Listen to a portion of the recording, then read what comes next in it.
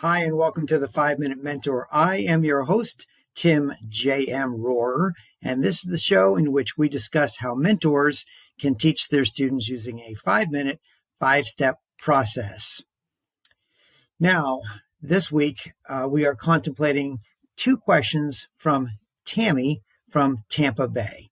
And her first question is, how is it possible that I am able to look directly at the camera for 5 or 6 minutes without referring to any notes?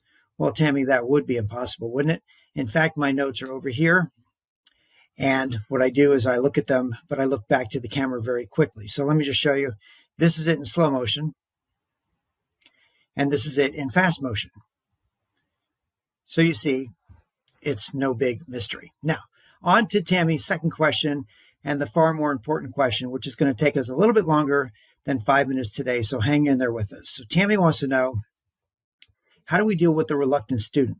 And she brings up a good point, because so far we've been assuming with the 5-minute mentor process that all of our students are in a deep trusting relationship with their mentors or coaches, and they are open to suggestions and willing to learn from their mentor. But that's not always the case, right? Sometimes as coaches, we inherit players, students, and we have not yet developed a deep trusting relationship with them. And as a consequence, they are maybe not always open to learning from us, but we still have to teach them. That is our job. Now, I've been contemplating this question because I have a reluctant student, my teenage daughter, Julia, who is learning how to drive, and I am the primary teacher, and she is a reluctant student. So how do I use the 5-minute mentor process to deal with this situation? So the first step in the 5-minute mentor process is to understand the problem. Then the second step would be ask clarifying questions. So you make sure that the problem you think you understand is exactly correct. Then you would ask coaching questions, which are designed to get the student to think about possible solutions on their own.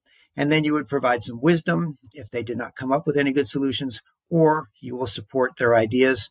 And then the fifth step is to get them to confirm an action, and you agree that that's a good action to take.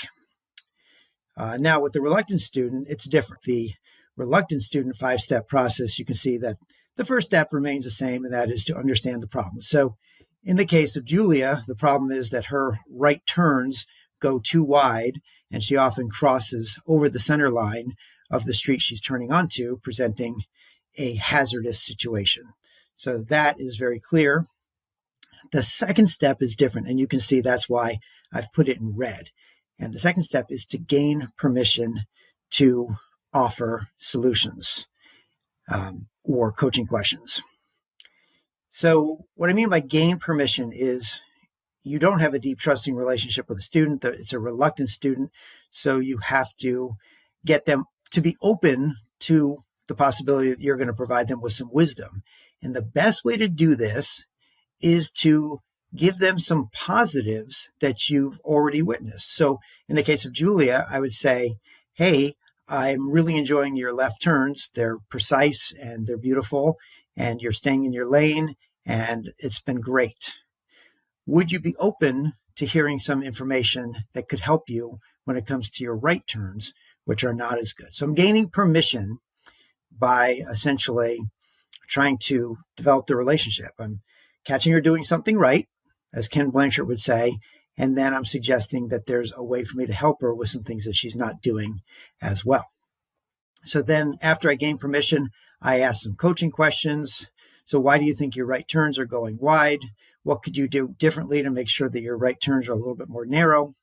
And if Julia doesn't have any good answers, then I'm going to provide some specific ideas for her to take action. So in this case, I would say, well, you want to start your turn a little earlier. You want to slow down before you get to the turn. You want to accelerate through the turn, etc. Okay. And then the fifth step, although it's in red, it is very similar to the original step, and that is confirm which action the student's going to take. So in this case, I would say, which of those actions are you going to take to make sure your right turns are better in the future? Hopefully she chooses some good ones, and in that way, she can begin to do better with that particular aspect of driving. So you see, slightly different for reluctant students, but still the 5-step process and still only 5 minutes long for each of the problems and still designed to get the student to try to solve their own problems in the future when you're not there to help them. Well, this has been it for the 5-Minute Mentor. If you have a question, then please reach out to me on my website, timjmrohrer.com, or find me on LinkedIn. And until then, let's get after it.